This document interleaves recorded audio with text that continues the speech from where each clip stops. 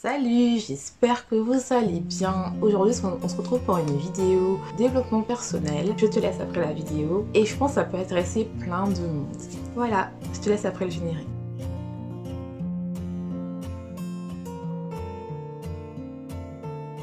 Alors je tiens à remercier mes nouveaux abonnés, je tiens à remercier mes anciens abonnés.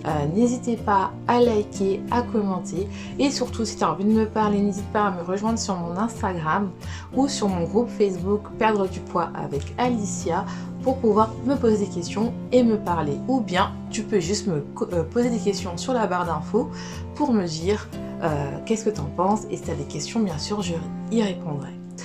Alors, avant de commencer cette vidéo, n'hésite pas à télécharger à la fin de cette vidéo le petit guide qui va t'aider à commencer à perdre du poids tout en écoutant tes sessions de faim et de satiété et surtout en essayant de comprendre si bien sûr tu n'as pas de problème avec ton alimentation, parce que si tu as des problèmes avec ton alimentation, je t'invite toujours à aller voir un spécialiste.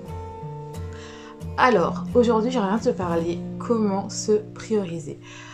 Je sais qu'il y a beaucoup de personnes qui n'arrivent pas à se prioriser, qui n'arrivent pas à se mettre en priorité parce que en fait elles ne s'aiment pas, et ça je trouve ça dommage.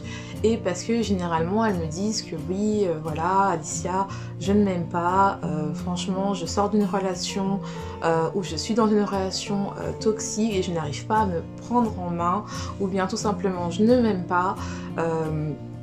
Je ne m'aime pas, je me trouve vraiment laide, je me trouve grosse, il faut que je perde du poids, mais je n'y arrive pas, j'arrive pas à me mettre en priorité, j'ai plein de choses à faire, j'ai mes enfants, j'ai ma vie de famille, je n'arrive pas, j'ai mon travail qui me prend du temps, je n'arrive pas à me mettre en priorité, j'arrive pas à prendre du temps pour moi et surtout je me trouve pas légitime de prendre du temps pour moi.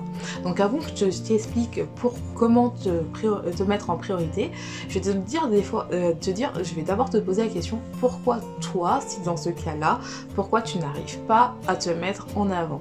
Et je vais te dire une des choses pour moi. Pourquoi tu n'arrives pas à te mettre en avant, c'est parce que tu ne trouves pas légitime de prendre du temps pour toi. Tu as l'impression que tu n'as pas de valeur, et comme tu n'as pas de valeur, tu ne dois pas prendre du temps pour toi. Tu ne mérites pas en gros.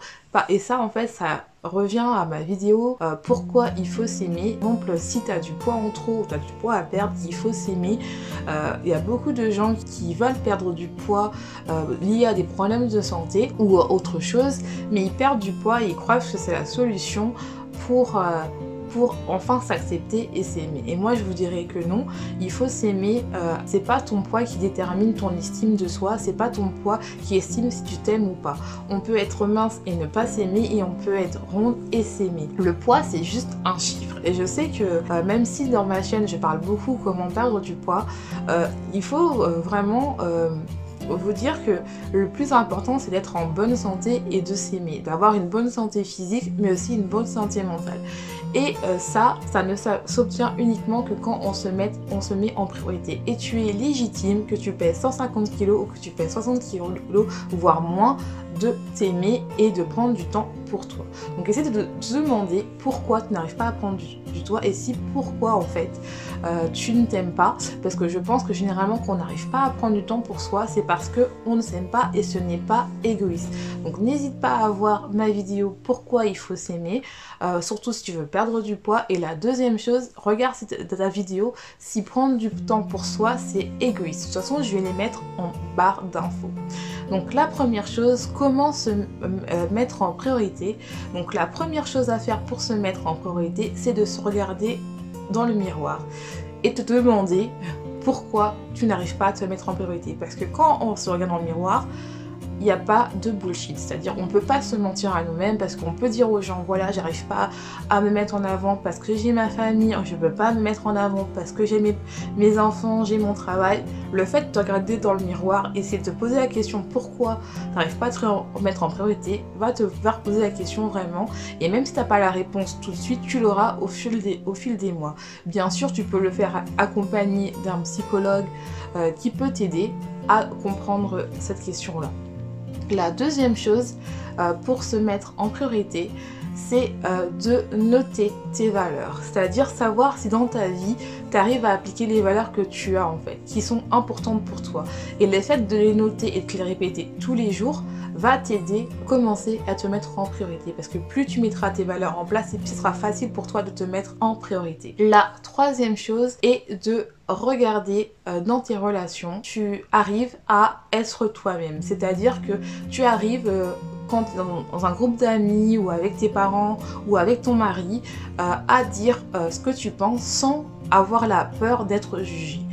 Si tu as peur d'être jugé et que tu n'es pas toi-même, c'est vraiment qu'il faut te remettre en question dans tes relations, parce que généralement, tes relations te montrent en fait que ta voix compte, et donc en fait que les personnes t'écoutent, tu vas comprendre que tu as de la valeur. Mais c'est pas au regard des autres, mais ça peut t'aider. Quatrième chose est de noter tes objectifs à moyen et long terme. Savoir qu'est-ce que tu as vraiment envie dans ta vie en plus de ton avenir professionnel. Ça peut être tes objectifs professionnels, quels sont tes objectifs personnels, et prendre du temps chaque jour pour les appliquer. Par exemple, ça peut être apprendre une nouvelle langue, ou ça peut être créer un blog. Il faut vraiment que tu prennes le temps pour toi, pour ne serait-ce que même si c'est 5 minutes, que tu prennes le temps de accomplir quelque chose qui te fait plaisir.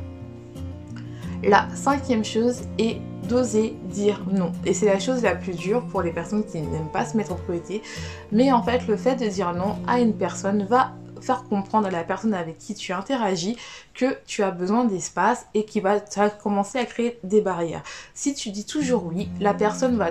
Pour elle, vu que tu dis toujours oui, elle va toujours te compter sur toi, alors que le fait que des fois tu as besoin du temps pour toi, pour te reconcentrer sur toi-même, va faire en sorte que la personne va commencer à se dire elle a besoin de son temps, et toi, le jour où tu vas vraiment l'aider, ça sera vraiment à 100%, et non pas parce que tu as peur de décevoir cette personne et dont ton cœur ne sera pas là, et tu vas le faire plutôt à reculons.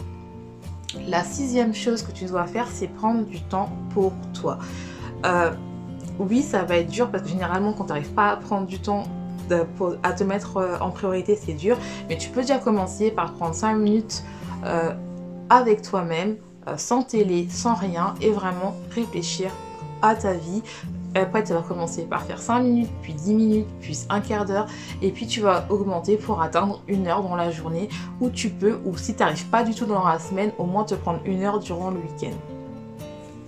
Et la septième chose pour te mettre en priorité, c'est te réconcilier avec son corps. Et oui, et là en fait, tu peux faire en plusieurs choses. Tu peux soit faire du sport pour vraiment te réconcilier avec toi-même, c'est-à-dire avec ton corps, parce que comme je t'ai dit, ton corps, c'est la personne qui t'accompagne de la naissance jusqu'à ta mort, donc il faut vraiment que tu te sois ami avec toi-même. Et donc ça peut commencer par faire du sport. T'es pas obligé de faire du HIIT, comme je dis très bien. Tu peux faire de la danse, tu peux faire de la natation, tu peux même marcher, tu peux faire du yoga, mais vraiment quelque chose qui te réconcilie. Et tu peux faire aussi des massages. La vidéo se termine là, j'espère que ça t'aura plu, et puis je te dis à une prochaine fois. N'hésite pas à liker, à partager, à télécharger ton petit guide, et bien sûr à activer la petite cloche à la fin. Et je te dis à une prochaine fois.